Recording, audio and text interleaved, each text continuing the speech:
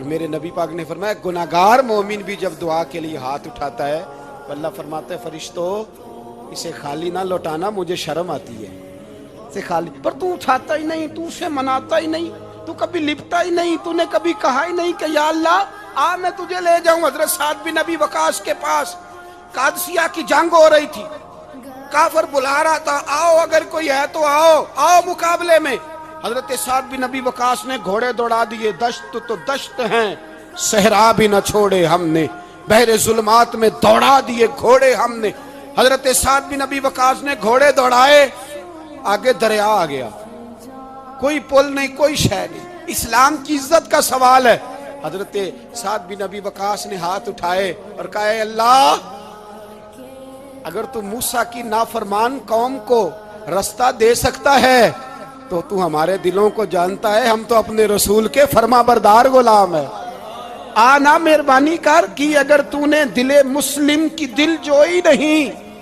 تو ہمیں تانا دیں گے بت کے مسلم کا خدا کوئی نہیں۔ کہا اے اللہ مہربانی فرما اگر تو حضرت وَإِذْ فَرَقْنَا بِكُمُ الْبَحْرَ فَأَنْجَيْنَاكُمْ وَأَغْرَقْنَا آلَ فِرْعَوْنَ،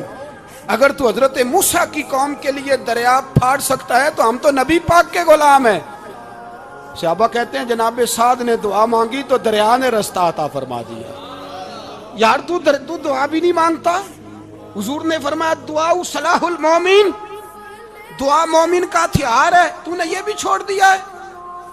اب تو باتیں کر کے تبصرے کر کے ٹی وی دیکھ کے اپنی رائے قائم کر کے کمنٹس کر کے سو جاتا ہے، یہ بھی سوتا خشک ہو گیا،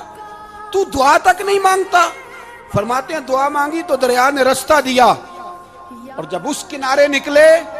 تو حضرت سعد کہنے لگے کسی کی کوئی شے تو نہیں رہ گئی دریا میں، کوئی چیز تو نہیں رہ گئی۔ ایک صحابی کہنے لگے پیالہ رہ گیا ہے،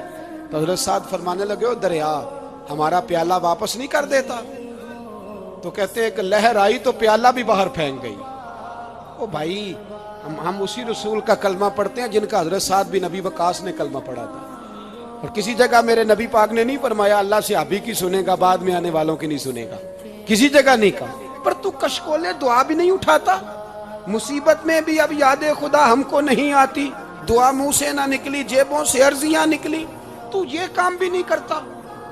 میرا دل کرتا تھا چلو اور کچھ نہ ہو مسجدوں میں اجتماعی دعا ہی ہو جائے، پر اس طرف بھی توجہ نہیں، وہاں بھی کہتے ہیں مولوی صاحب جلدی کرو گھر جانا ہے، اتنی لمبی دعا، اور کمنٹس کر رہے ہیں لوگ، کہتے ہیں آپ اپنے گھر کی سوچیں،